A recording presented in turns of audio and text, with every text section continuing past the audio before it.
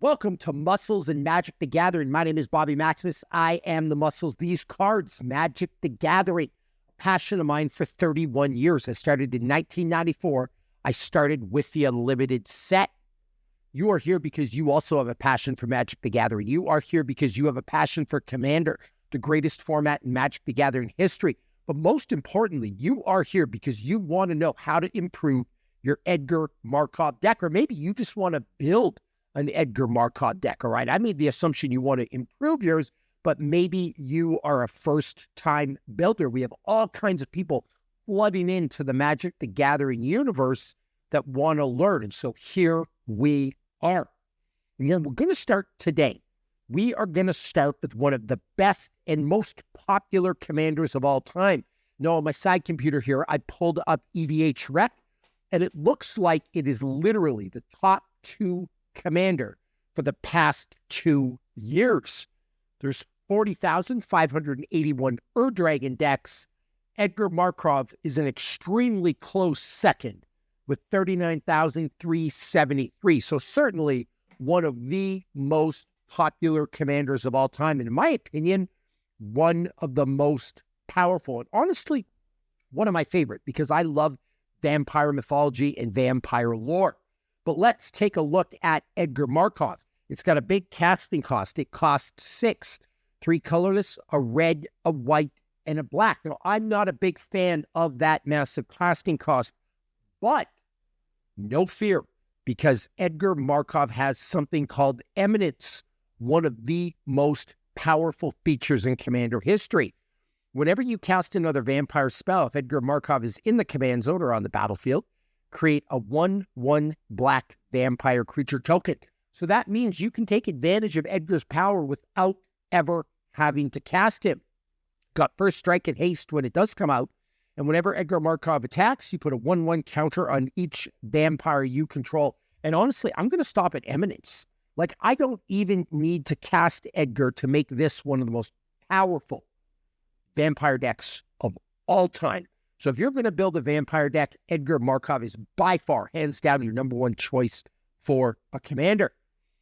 And now I want to talk about 10 cards that you absolutely need. Auto in-cage for your Markov deck. But I do have 3 honorable mentions. You know what I'm all about here. I always under-promise and over-deliver, all right? So the 3 honorable mentions, they share one thing in common. They have a little bit of a higher casting cost that I would like normally, so they didn't quite crack my top 10, but certainly have a place in your Edgar Markov deck. The first one, Anwan the Rune Sage. At the beginning of your upkeep, each player sacrifices a non-vampire creature. I love these asymmetric type of cards that hurt other people but don't hurt me. You get this on the board, it's going to slowly take out everybody else's creatures, especially if you're the only one playing vampires. So Anwan the Rune Sage. The next one, beautiful art version of this in foil, the Blood Letter of Alkazoltz. It's got flying, and if an opponent would lose life during your turn, they lose twice that much life instead. One of the very common themes you see in a Markov deck is this gain and drain type deal. If you can drain double the life, double your chances to win. And the final one, and I can't believe this is an honorable mention because it's an extremely powerful card, not just in a vampire deck, but any deck. It's Drana in Linvala. Flying, Vigilance. Activated abilities of creatures your opponents control cannot be activated. The ultimate stacks piece. And on top of that, if that wasn't enough, Drana in Linvala has all activated abilities of all creatures your opponents control. You may spend mana as though it were mana of any color to activate these abilities. Putting this on the board will make you a target, but it is an absolute game changer. It's not on the game changer list, but you can make an argument it should be. It is a game changer of a card. So there are honorable mentions. With those in mind, let's go over the top 10 cards I would put in my Markov deck. And the first one, I'm actually going to display these two at the same time. A little bit of a combo here. The Bloodthirsty Conqueror and the Marauding Light Priest. Let's take a look at Bloodthirsty first. Flying and Death Touch. And whenever an opponent loses life, you gain that much life. Well, how does that work with Marauding Blight Priest? Let's take a look.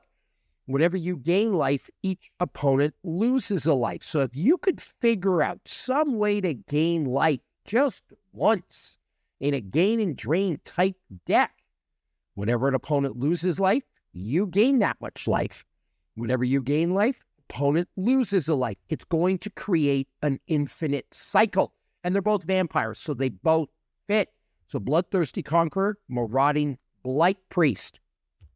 In the same token, and I build my vampire decks to be totally gain and drain, we have Vito, Thorn of the Dusk Rose. Whenever you gain life, target opponent loses that much life.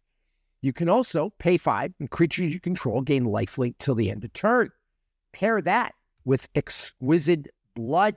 Whenever an opponent loses life, you gain that much life.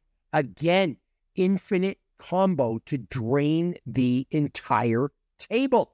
2 more cards you need in your deck. And if that's not enough, if Vito's not doing it for you, the Exquisite Blood and Sanguine Bond. Sanguine Bond, whenever you gain life, target opponent loses that much life. Exquisite Blood, whenever an opponent loses life, you gain that much life. So again, another infinite combo. And I've loaded up my vampire deck. And by the way, I will put a link to my vampire deck. It's called the Eastern Coven. Bonus points if you know the reference that I'm talking about. All my names of my decks have little Easter eggs, but I will put a link to my Edgar Markov deck in the show notes. I'll also put a link to a full commander reveal I did of Edgar Markov. A lot of times I'll do these deck tech videos, but I also have chronicled every single one of my commander decks online. So I'll put links to those both. But Sanguine Bond, gain and drain cards in your Edgar Markov deck are an absolute must. We have 5 cards left, and we are going to focus on low casting cost vampires that just do a lot of work. The first one, Forerunner of the Legion. It only costs 3 mana, and you get a 2/2 creature.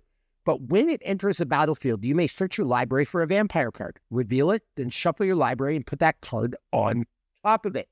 Whenever another vampire enters the battlefield under your control, target creature gets +1/+1 till the end of turn. I really don't care about that. You know what I care about? Tutors. I've said this before. I'll say it again. You want to build a competitive commander deck? Mana ramp, card draw, and tutors. This is a great way to get an inexpensive tutor. And the Forerunner of the Legion right now, I'm looking on my Mox field, it's $2.29. Like an Imperial Seal, an extremely expensive card. A Vampiric Tutor, it's an expensive card. A Demonic Tutor, an expensive card. Forerunner of the Legion for a couple of bucks. Yes, you are going in Edgar Markov. The next one, and a card people hate. They despise it. And this is not inexpensive. It's listed at $13.99 according to my list right now. But Charismatic Conqueror costs 2 mana. It's got Vigilance. It's a 2/2. Whenever an artifact or creature enters the battlefield untapped and under an opponent's control, they may tap that permanent. If they don't, you create a 1/1 white vampire creature token with lifelink. It's going to force all their creatures to tap, and if they don't want to tap it, you are going to flood the board with 1/1 tokens. You're already going to be flooding the board with 1/1 tokens with Edgar Markov, so this card fits in absolutely perfectly. The next one up, whenever Cordial Vampire or another creature dies, put a 1/1 counter on each vampire you control. And I want you to understand how powerful this is going to become. First of all, with Markov, with that Eminence feature, you're going to have a ton of black vampire tokens on the field, those 1/1s. If every time you sacrifice one of them, you can make all the other ones grow, your board state is going to get absolutely unmanageable in a hurry. And the next card we're going to talk about that works with that, and it works with a lot of cards, period, in a lot of decks, the Viscera Seer. Sacrifice a creature, scry 1. Look at the top card of your library. You may put that card on the bottom of your library. So first of all, a great way to sort through your library. You can constantly scry and get to the card that you want. But if you've got basically a limited amount of vampire tokens, and listen, I put vampire token generators in my Markov deck. I've got an Anointed Procession. I've got a Renewed Solidarity. I took out my Mondrak, but I'm really tempted to put it back because if you have a ton of tokens, think about this. You just sacrifice a creature. You put a 1/1 on every vampire you control. You sacrifice a creature. You put a 1/1 on every vampire you control. You sacrifice a creature, put a 1/1 on every vampire you control. You can see how this is going to work. This is going to get out of hand, and you can chew through your deck to get to the card that you really, really want. So trust me, put a Cordial Vampire in, put a Viscera Seer in your deck. And the last card, another great one because we are going to have a ton of tokens in our Markov deck. The Captivating Vampire. Low casting cost. It's the 2/2. This card you can get for $2.99, and it does some real work. Other vampire creatures you control get +1/+1. There's nothing wrong with a great creature anthem. And then tap 5 untapped vampires you control. You're going to have 5 untapped vampires because of all those 1/1 tokens that you are creating. Gain control of target creature. It becomes a vampire in addition to its other types. So not only are you going to get a vampire, you are also going to remove somebody else's creature, and you can take that vampire and you can sacrifice it and use it as removal. I mean, there's so many things you can do with a Captivating Vampire, but trust me, you are going to have the horsepower to enact this thing again and again and again, and basically reduce your opponent's board state to absolutely nothing.